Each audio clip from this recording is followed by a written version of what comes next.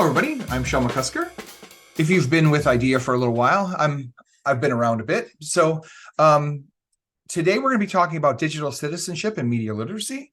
My goal is to provide you with as many resources as I can. So for everything that I'm doing, I'm going to be trying to simultaneously drop links into the chat, but don't feel like you have to click on all of them or don't dig through them. Everything is in the deck, and I'm giving you my deck. So I'll drop that in here. If you want to make a copy of it and then make notes on each slide as I speak, some people prefer to do that, but I want you to have access to this tools and resources. So I'm going to go ahead and share my screen really quickly, and because I feel like that's an obligatory thing you have to say when you're doing one of these. Okay, can everyone see my screen there, hopefully? All right, I'm going to leave it like this. Hopefully it's large enough when you look at it that way, because my plan is to have access to all the links to be able to keep sharing them with you. So if you have any hard time seeing something, just let me know. And the other thing is this, like, we have a small, cozy group here. If you would do me the honor of making sure you never have any questions that you don't ask, I will stop. I have 70 some slides here that probably we're not going to get through. So I'll be jumping around, and I'd much rather focus on what you want and what you need or what you have questions about. But I also want to throw out there that I started off with this, with the world of AI that we're dealing with right now. The first thing I'm going to talk about is digital citizenship and AI and where we can get resources from that, because I think that's a huge, huge need. All right. So a little bit about me. I am the Senior Director of Professional Learning with EdTech Teacher. We do professional development. I am also an author. So like, my side hustle during the pandemic was I wrote a book on called Becoming Active Citizens, on citizenship education, of which digital citizenship is a huge part. So we just recently found out that we won the Forward Indies Gold Award for Best Independently Published Book in Education. I was a teacher and a school leader for 25 years at various places. So just because this is an Illinois crowd, I was in Elgin, Palatine, and Libertyville during my time in schools. I also taught in Mount Prospect my first 3 years as a Catholic school teacher. Mostly social studies with an emphasis on full inclusion special education. So I'm all about special ed and providing resources and supports in advance. Right. I also taught alternative night school, and a lot of that is socializing too. And I think all this really comes down to, what are we teaching people? And a great mentor once told me, what we accept, we teach. Right. So what we do and what we do as a habit is what we are actually teaching people. Right. Some more information there. So I'm going to start with this little factoid and let you take a look at it.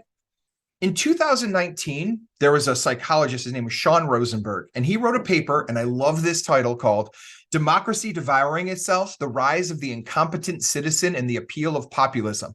And basically his premise, and he said this at this conference and everyone gasped, it was in the news and was reported by magazines across the United States, that democracy can't survive, it's too late. That was his premise in 2019. He said the chief reason for this is that we have failed over a course of years to prepare citizens to properly participate in a democratic society. The thing that resonates there is that ever since No Child Left Behind, the time spent on social studies and civic education is decreased by almost 30 to 40% in most schools, especially in the elementary schools, as we focus on science, STEM, reading, and literacy, right? But the exact quote that I'm actually going to take the time to read to you, so forgive me, is, considering the current conditions and trajectory of democratic politics, our conclusion is clear. Even, or perhaps particularly in well-established democracies like the United States, democratic governance will consider its inexorable decline and will eventually fail. He just says it's going to fail. So, and I address this in my book, just that I agree with what he's saying about skills. I just don't think it's too late, right? Like, I feel like we live in a world of utopian vibes and everybody wants to live in a dystopia. So what would it take for us to make sure that the next generation of kids is ready to be good citizens and to be intelligent about the information that they're taking in, okay? So ultimately what we're talking about today is digital citizenship, right? But I'm never really comfortable with that, because I don't know the distinction between, like, digital citizenship and regular citizenship. That's just citizenship applied. It'd be like if we had indoor and outdoor citizenship, to me, right? Good citizenship is good citizenship wherever it is. We could also talk about the idea of informational citizenship, right? And I love this idea because it's like, how are we to society? By what we share, right? It takes a second to share something. Probably you give me a +1 in the chat if you've ever shared something on social media only to realize you probably should not have shared it because it's wrong, right? We can do this whole thing today with what's going on in Israel. There's a fight over who was responsible for the hospital that exploded. There are multiple sides. There's so much information out there that discerning the truth can be very, very hard. That we have to be really careful about what we share because we could be sharing things that are partial truths, fully false. Ultimately, what I want to get at is that digital citizenship and informational citizenship, we're really only just talking about how to create good citizens. And if you focus on that, it makes doing this work a lot easier. Last challenge for us before we talk about how it's hopeful for us is that there is research from this RAND report in 2018 that talks about how the gap between the challenges of our information system and the training that we provide students is perpetuating truth decay. They are not prepared to process information as most people consume it. And part of that is because schools will tend to run away from social media rather than dive into the mire and start trying to deal with it and create a path through it, right? So we want to make sure that we don't have students who contribute to truth decay, that we're actually teaching them about citizenship. And even though that's daunting, I want to point this out. My argument is this. I guarantee you that every classroom you have ever taught in has scissors in it and probably has a class set of scissors. If you're an elementary school teacher, give me a +1 in the chat if you have a container of scissors that you use with the whole class. I think scissors are way more dangerous than a couple of articles on social media. And yet, we don't ever try to ban scissors from the classroom because we socialize the heck out of it. Every kid, grab those scissors, hold them to their chest, face down. They would never run. Anytime a kid runs with scissors, everyone would be screaming at them. You don't run with scissors. It's like a joke, but it's serious, right? We've socialized them so much that we have 2 knives riveted together in the classroom. We have a personal copy of those 2 knives riveted together for every student in America, and no one's calling for the banning of scissors because you and I socialize them so well that it's just not a threat. And that's kind of what we have to do with our information and managing how we take information in. So just as a thought, keep that in mind. Okay. I want to start by talking about the digital citizenship of AI, because it's possible that none of you have ever jumped on this particular topic. Okay. I was reading an article and this idea was basically, it's a summation of an ideal. If AI is a regular part of decision-making in government and the creation of policies, and understanding it then becomes a necessary part of being an informed citizen. And I really, truly believe this. AI is coming. I have at least 3 publications on my news feed that are all AI driven. They read other news stories, they write their own news stories, and they publish it as their own. No human touches it. The news just goes out. And that's going to proliferate. And there was an article I read that said within the next 10 years, it could be that 50% of all news that you get is never touched by a human, which is both terrifying and fascinating to me, but we need to know what that is, right? So we're going to talk about frameworks for studying. If you're a teacher and you're concerned about the ethics and the use of AI, this AI 4K12 organization has the best resources on using AI. In it, it has a list of all of the different 5 areas that are important in AI: perception, representation and reasoning, learning, natural interaction, and societal impact. I want to focus you on that social impact, the societal impact, right? Basically, it talks about how we interact with humans and AI interacts. And we have to know how it works in order to have ethical understanding of it. But more importantly is, when should we teach about AI? So this organization, and I'm going to share this in the chat right now, creates grade progression bands for when we should be teaching skills. So if you were to open this up, right? So hold on, let me get this. If I open this up to this website, you can go to their ideas and go to societal impact. And when I open up societal impact, it's going to give me a link to this spreadsheet that has what you should be teaching in K through 2 about AI, what you should be teaching in grades 3 through 5, 6 through 8, and 9 through 12. It always has a learning objective, an enduring understanding, and it unpacks the standard for you to understand exactly what it is and gives you resources. So if we want to socialize students, they have to understand this tool. This is a great way for you to learn about it. If you don't know what to do, this will tell you exactly what to teach, which kids at what age and in what depth. And I think it'd be a great resource for you to take a look at.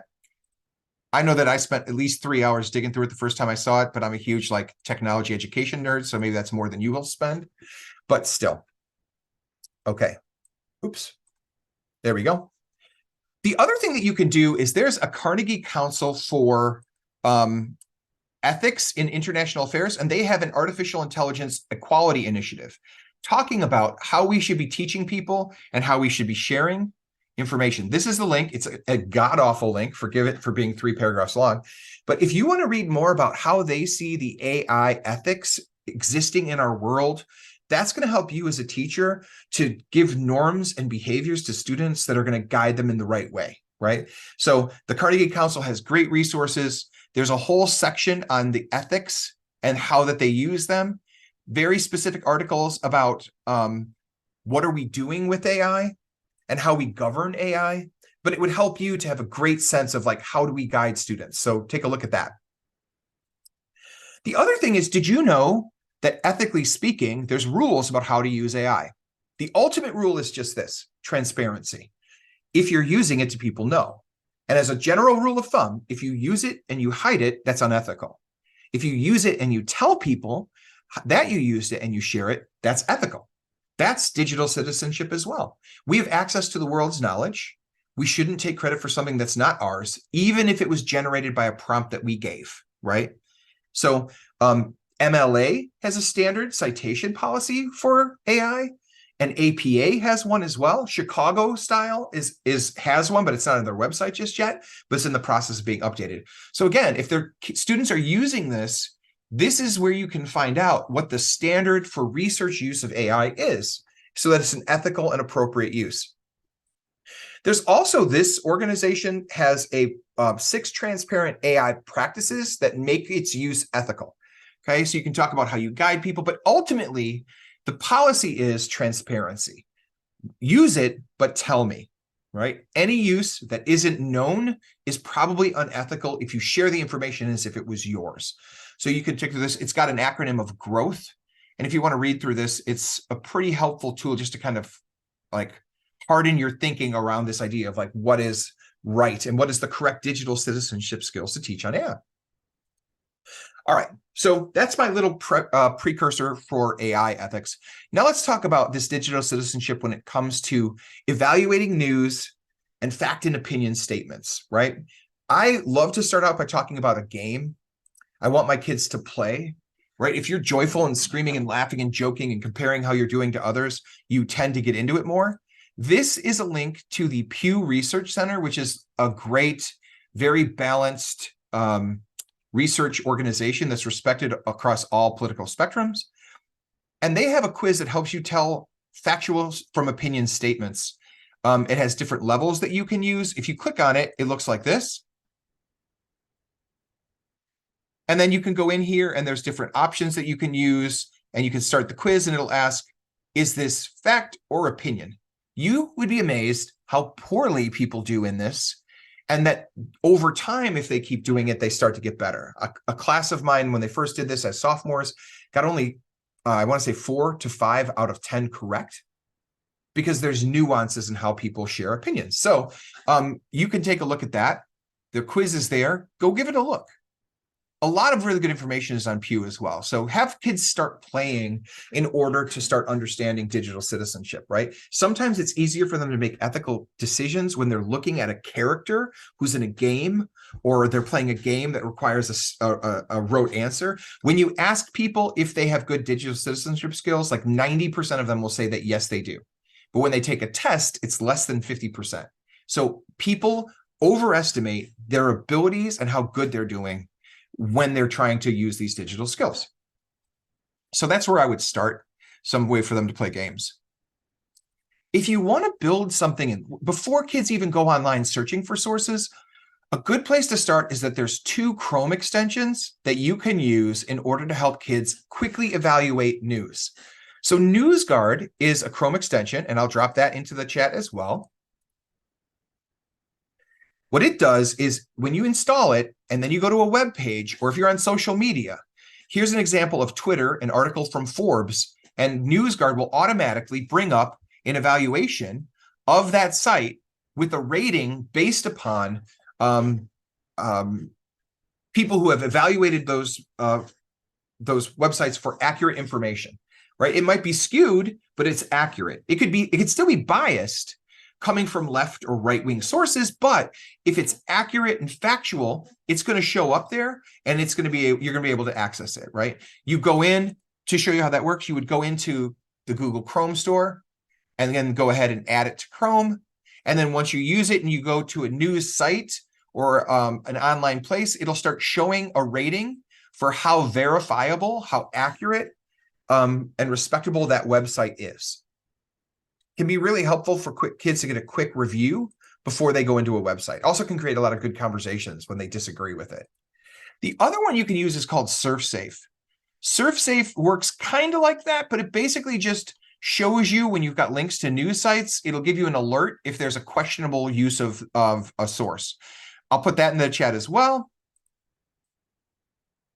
So now we've got this idea where we can have kids testing the skills, and we can have kids vetting sources before they even read them. They're getting an alert. So if something is very skewed and radical or biased, it's going to give them a little bit of an alert before they go in, so they can set their mind to critical thinking as they go through that particular article. Okay, so there's a few tools that you might use. Next, what I want to do is talk about, like, when we say something is biased, what does that mean? When we are looking at an article and we're looking for bias, are we just looking for like a feeling or a gut check, or can we be technical? So what we want to do is look for something. I like to call it cognitive bias. My favorite use of this is actually a conjunction fallacy. And conjunction fallacy says that we are more susceptible to believing untrue stories if they are more elaborate and more specific. So the bigger the lie, the more specific the facts within the lie, the more likely it is that we're going to think that that's true. But what I use this for is I have a whole list. I'm going to put this link in the chat as well. This is a list from the Wikipedia page of the most common cognitive biases that we see in the world. Let me make this a little bit larger for you. Right, so here we have attentional bias, the availability cascade, bandwagon effect, bias, blind spot. What I do is I grab articles that my students are using on politics. I grab articles that my students are using about, it might just be a character or a story about a child, and we look for things like confirmation bias, right?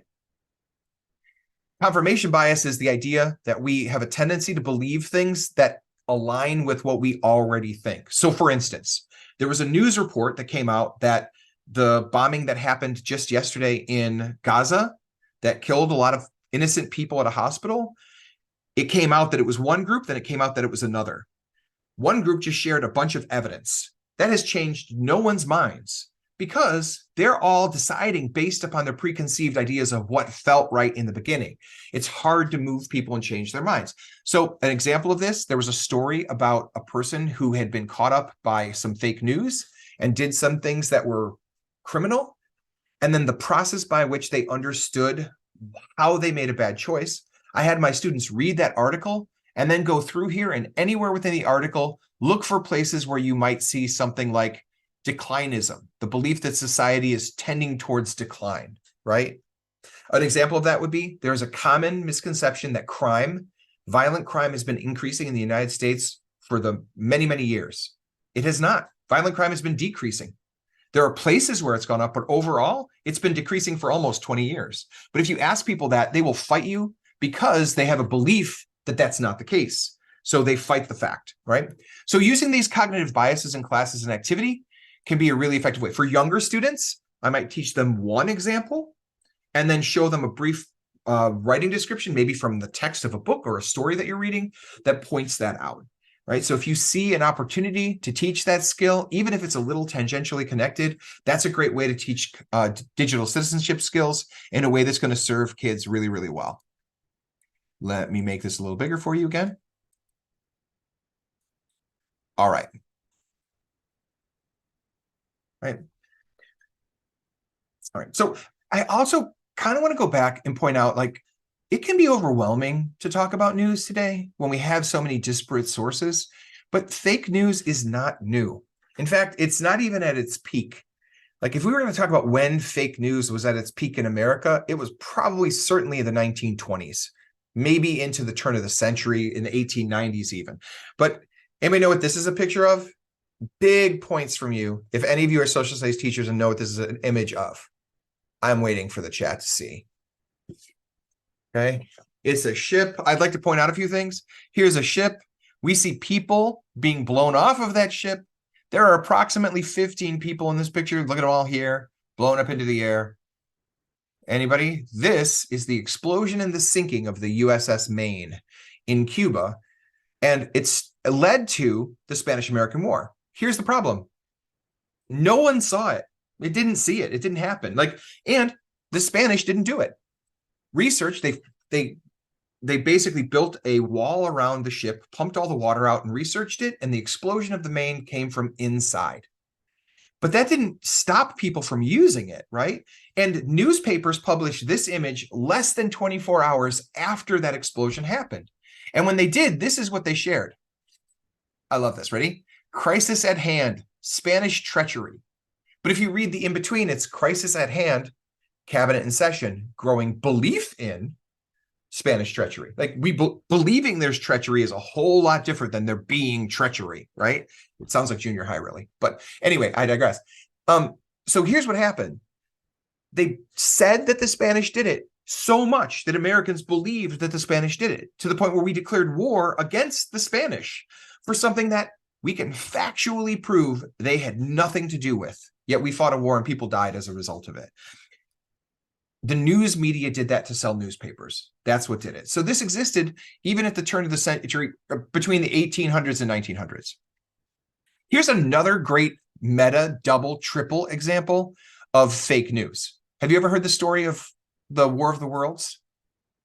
I'm going to guess most of you probably had, right? So here's Orson Welles and his theater troupe did a play online on the radio that said that there was an invasion from aliens. The next day, the newspaper reported that as a result of this, the streets were clogged with traffic, that the police were freaking out, and that everyone on the East Coast believed that there was an invasion of aliens, okay? Except here's the problem. No, they didn't.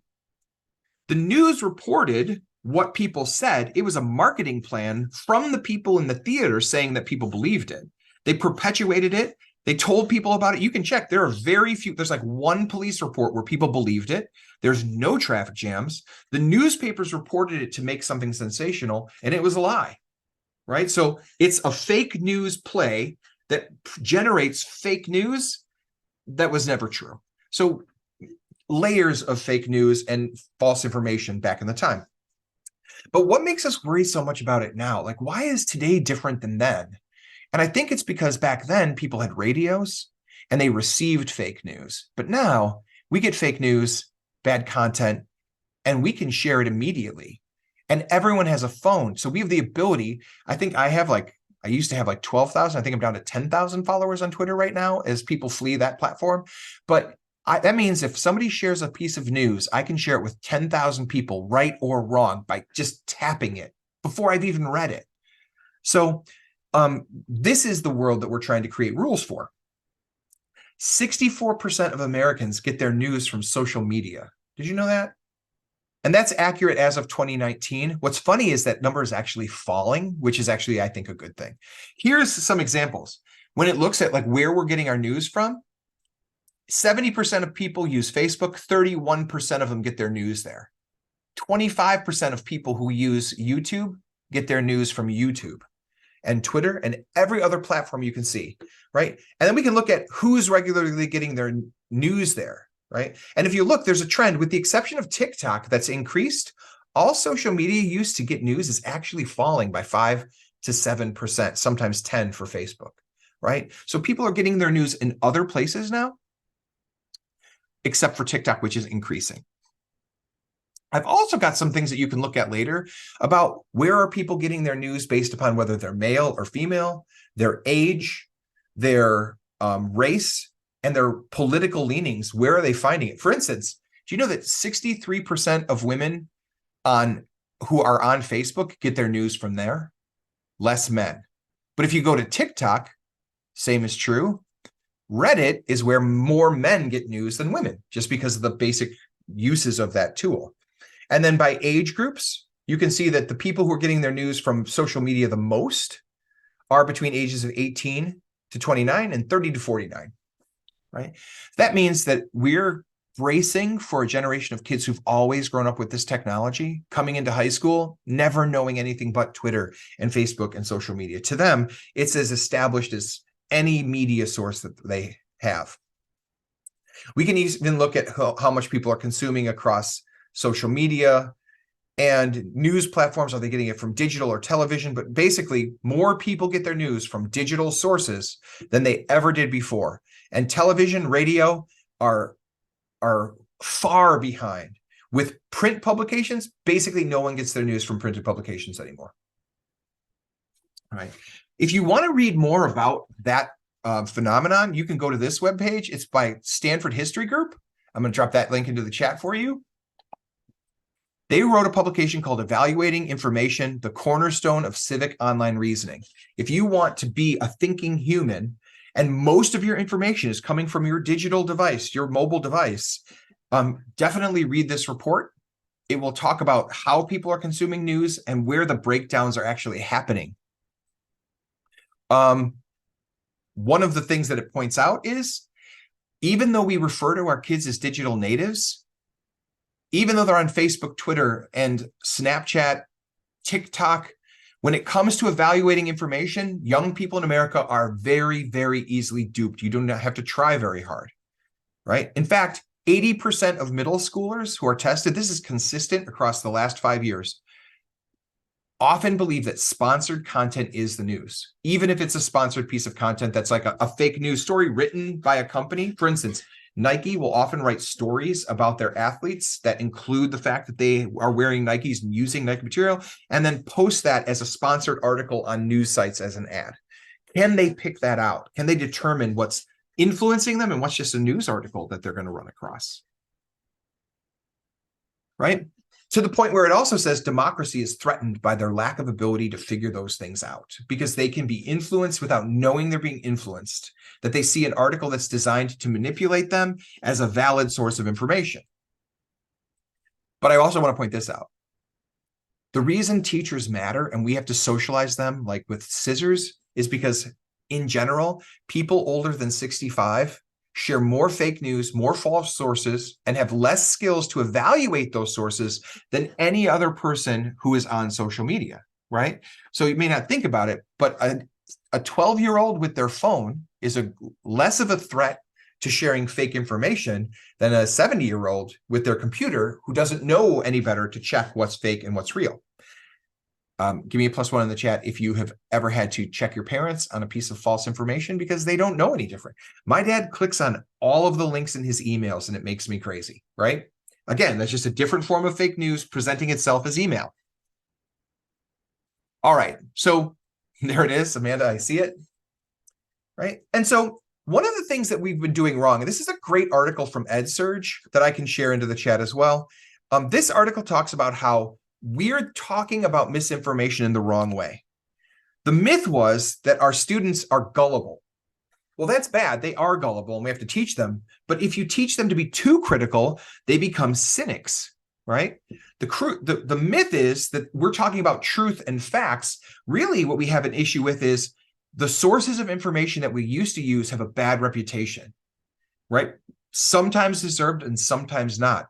And the danger is that if we go ahead and we have our students doing critical thinking, when we 20 years ago started doing intense critical thinking, we did a disservice, because critical disinformation wants to capture your attention.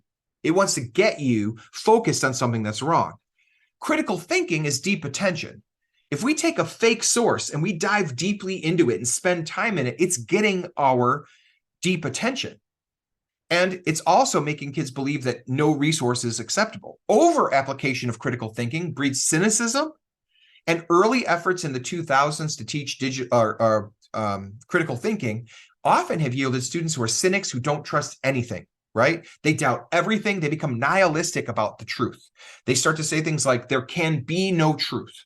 because it's just what everybody believes. So how do we teach them the skills? Where are the sources where we can have them have experiences where that's not going to be a problem for them? Okay. So what are some ways that we can discuss norms for digital citizenship and media literacy in a class? My favorite one is just to have a guideline that we put on the wall for any article we read. There's an article here that's by Sierra Felucci, called How to Spot Fake News and Teach Kids to Be Media Savvy. I got that in the chat too. It's just a process of every time you read an article saying who made this and who are they trying to talk to, right? There are articles aimed at my parents where the things that they are saying all generate fear about them running out of money or them being tricked by someone or people stealing their information. My dad got one that said that there's a trend of people stealing the credit card numbers from your card just based upon that like proximity. You know how you have a credit card and you hold it and it does like Apple Pay? He is convinced that anybody can walk by him at any time and then get at his wallet. So he bought a wallet that is lead lined.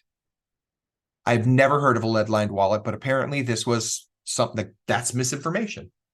So also who paid for something, who might benefit or be harmed by this message. If you see a study, you have to start by looking at who paid for that study, right? Who created that study? Because it might benefit them. I worked for an organization recently. They never once had a study that yielded results that questioned the person who was paying for the study, right? That's just the way that works, right? To find credibility. So if you can have kids asking these questions, it's not cynical, it's just factual. Who made it? Who is it for? Who paid or who gets paid? Who's harmed or benefits? What is left out of this message and what is credible, right? We could do that with the news today and we could spend a good amount of time just doing that. But have a framework. For a younger kid, it might be something simpler like this. Who wrote this? Why might they lie? Do you think this is true? And simply by having a smaller framework that they ask every time, you're giving them skills to go through a process and learn the truth. All right. The next thing you can do is there's some great games that you can play that will teach these things in context. Games for Change is one of my favorite. If you go to Games for Change, here's the link to get you to the website. One of the games that you can play is the Straight Torque Record. And basically, in this game, you have to frame tweets and messages in order to make more people like you and your candidate. So you're not lying per se, but you're just twisting the message. And by having kids do the messaging, they get really clear about how the lies are formed, right? You leave off the negative consequences. You only say the most glittering, happy things. Right. And then you can see how people react to it. So there's a real-time reaction to the messages you say, and there's pressure within the game to make you maybe make unethical choices, but also it's also checking you on that too. So it's great feedback. The other one is one called Cast Your Vote. And in Cast Your Vote, there's this part where it asks students how to evaluate what they hear politicians say and determine if they think they will keep their word. And that's a game that can be used for younger students in upper elementary and middle school to immediately get them saying, okay, this is a game where this politician says something. I have to ask, do you think they're going to follow through on it and tell the truth? Right. So we can do this in a way that's going to help them when they get out into the new world. They've done this in real situations in this game. I love Game for Change. They have some great stuff. Another game you can play if your students are older and they have a device is Informable. Informable is from the News Literacy Project. I love the News Literacy Project. They have all the best things. A very good friend of mine, Shaylin Farnsworth, works there now. If you're interested in getting information about it, let me know. I can connect the two of you. But Informable is a game that has different modes. You can do add or not, evidence or not, news or opinion, or checkable or not. Can you check something? And so it asks students to determine if these things are true. So again, you can have them doing 20, 30, 40, 50, 100 experiences of checking the validity of something. And evidence is very clear. If they play games like this, where they're determining these things, and then they go to a web page, they make better choices almost immediately. And that improvement lasts for a very good long time. They retain those skills for years before needing to refresh them. Okay. The other thing is this. Do you know that there's a trickle-up effect in citizenship and skills? If you teach kids these skills, their parents will start to exhibit these skills without having been taught by anybody, just watching their kids do it too. So you're doing something incredibly pro-social by doing these activities. If you want news literacy information and more things about digital citizenship, News Literacy Project has something called the SIFT. You go and you sign up for it by clicking on the link. You can sign up for their newsletter and you will get regular mail about resources, games, events that talk about digital citizenship on the regular. I want to say it comes every week, right? I signed up for it a while back. I have never regretted it. There's good stuff. I'm sure that at least 2 or 3 sources in here have come from them. All right, so there's some different resources of what to do in your class, how to frame those lessons in your class. Now let's look at platforms and tools, places where we can evaluate perspectives. I'm going to focus on one in particular. This is a website called All Sides. If you want to go to All Sides, this is what it looks like. It's not your typical news website. And you can use this with kids upper elementary, middle school, high school. But what I like about All Sides is that on every page, it has a story. So here is an article, what can Israel learn from the US response to 9/11? And then you can look and see reactions to this article, how this is being taught from right-wing, moderate, central. Yes, absolutely, Steve. I'm definitely a big fan. And from right-leaning press. There's a rating system that is completely controlled by readers who interact with this website. And if you click on it, you can click on a website and then rate. So here is the Associated Press. And here is their bias rating. They are just left of center. And then it determines how they came up with that in their content and their score. They are slightly lean left. This varies. A few weeks ago, this was center. It's moved to lean left based upon certain articles. Once you see the rating for a source, you can click agree, right? And then it says, thank you, you agreed. This way, your students can not just read about it, they can rate these sources. I do this as an activity. I give them a few articles from a few different sources. I ask them to use this website to check how they're rated. And then based upon what students see, agree or disagree. So now they're doing the work of evaluating these news sources as like, that's the focus and the purpose of doing the work, right? So promise you, you will not dislike this. Once you get into this webpage, you can do incredible activities, build lots of different ways for the students to interact, right? So going back to our slide deck, like I said, it'll show you what an array of articles. In my classroom, when I was working with freshmen in a current world issues class, I required them to read one article from the left and one article from the right? So they could see a variety of different articles and compare them.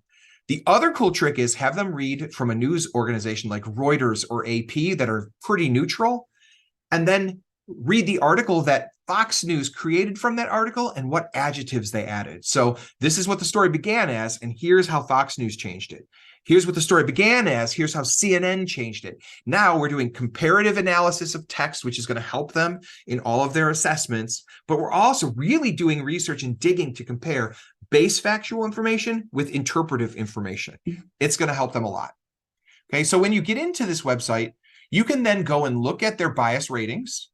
There's a chart of where they believe, by their ratings, all of these sources are. They have a fact check bias chart that shows what places have been fact checked and have been accurate and which ones have been fact checked and have been inaccurate. And then they have methodology. You can also go to their page where every single news source is rated and agree or disagree with that and see what those scores are by vote, right? Right now, there's about 300 to 400,000 votes to most sources. The 1440 Daily Digest offers unbiased articles. It's a good place to find articles for comparison. That's excellent. I've seen that site. I will definitely add that, Lisa. Thank you. And that's how this deck is now 70 slides. Right? So if you wanted to, here's an example challenge that I would give to my students. I would have them go to All Sides and check the perspective of their favorite news source. Believe it or not, they all have one. Some of them are like really informal, like it might be Reddit. And then they go to the bias page and you can rate them, right? Put in what you think their rating is and how it aligns with your bias. If you look at all your sources, I had my students do an inventory. Go ask your parents what are 5 news sources they read from, then come here and rate them. Do your parents read sources that lean left, lean right, or in the center? They are always shocked. And I always have the parents involved and sign off on it so that the parents know that that's what we're doing. Because again, I believe in radical transparency. I want you to know it all. Okay. So that's a way that you might take a tool like All Sides, create an activity around it, incorporate parent feedback, and have the students reflect on the information coming into their house. For most students, especially in elementary, 6th grade and below, their facts and news come from their parents and only secondary to their friends. Once they get a device, that all changes. But we could check what the bias they've received has been. We also have so many fact-checking websites, and they're not all created equal, though, right? Once you have a fact-checking website, you have to see, like, what am I going to get from it and what's good? And one of the most popular ones I never let my kids use. I would absolutely never let them go to it in class for a reason I'll share in a little bit. So here's what you might start off as beginner challenges, right? As a beginner, you might have them explore tools looking for bias, summarize briefly what the tool can do. Let the kids evaluate the tools before you have them use it, right? Explore the environment before you put them in that. Think about this. If a web page has a bias, it's like a smoky room. You walk through it, you never smoked, but you come off smelling like smoke. If you go through a website that's biased, you pull bias from that whether you want to or not. So here are different ways that you can do it if you're working with beginners. Here are some more advanced challenges, like what would we use this web page for? And then you have a master challenge, right? For teachers, where you can go into a lesson and incorporate it, or for students, you can give them a different master challenge where they're going to incorporate a use of this tool to fact check a family member, right? Or to fact check an idea that they see in the news. Application being the best way to prove that people know. This is one of my favorite sites. This is a Pulitzer Prize winning site. It got a little bit of heat at times when it was fact-checking folks, but it is ruthless and it will tell you if it thinks you're lying. It doesn't care if something's popular or unpopular. It'll tell you what the facts say. And this is PolitiFact. So the website PolitiFact, if you've never seen it before, I'll drop it in the chat for you. Hold on, let me get the actual link, not from the shortened link. Oh, there we go. It's going slow. Let me do PolitiFact this way. Okay. So here's the PolitiFact website.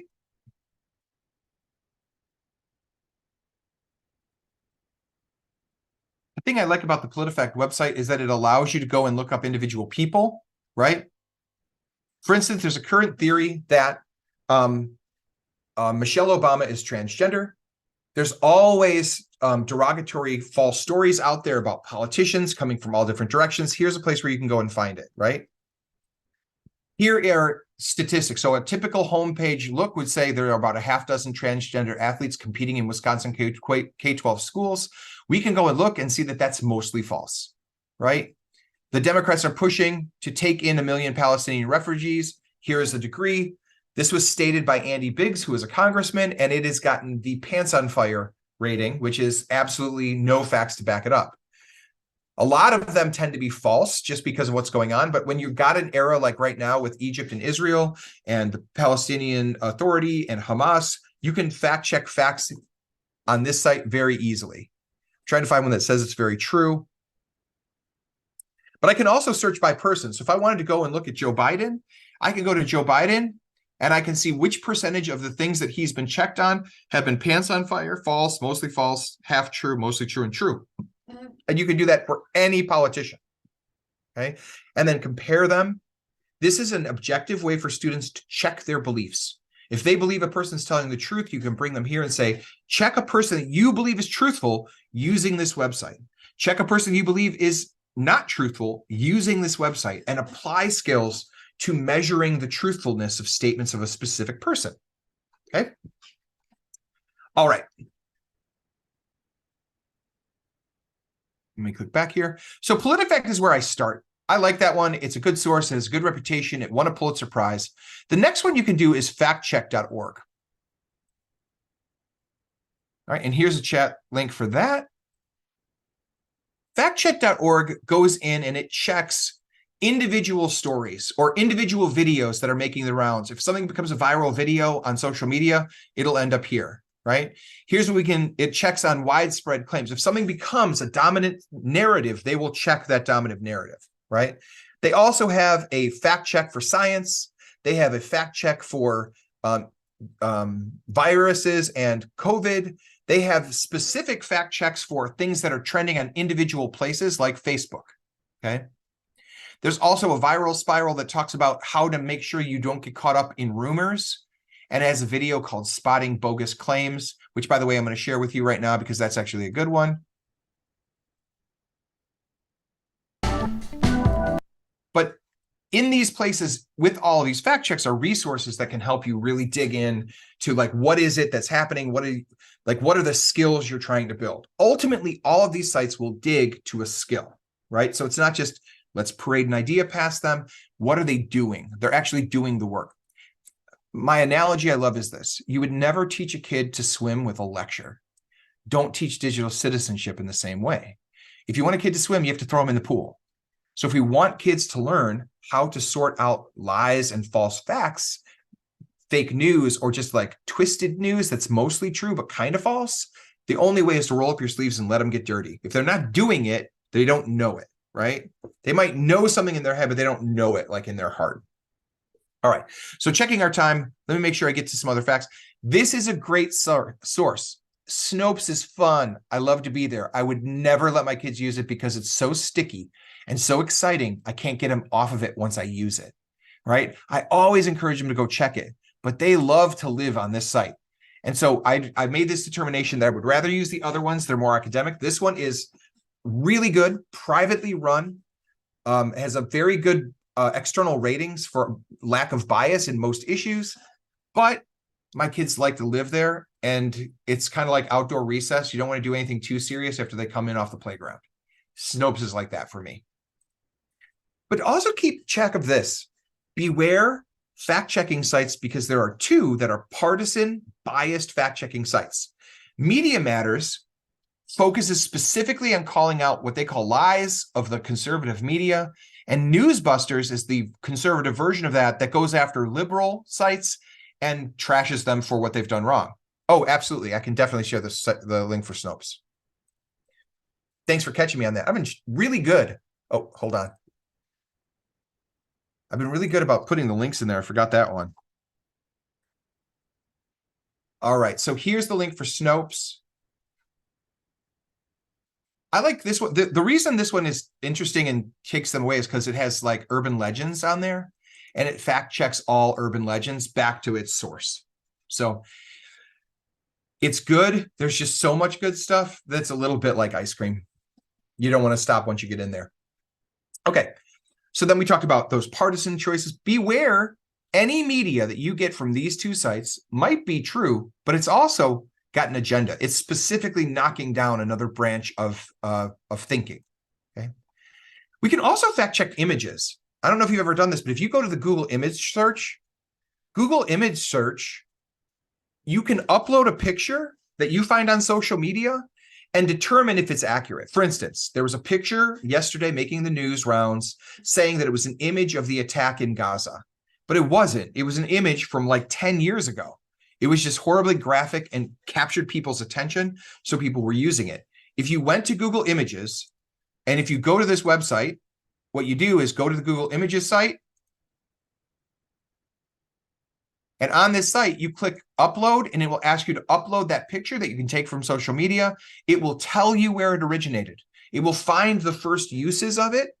If it just happened recently, it might be more likely to be true. But if you find a version of it that's 10 years old, you know that it's a lie, right? There's other images I'm looking at, sites I'm looking at for videos, but none of them are so good as that. You're probably better off taking a screenshot of a video and uploading it here to check its origin and how old or new it is.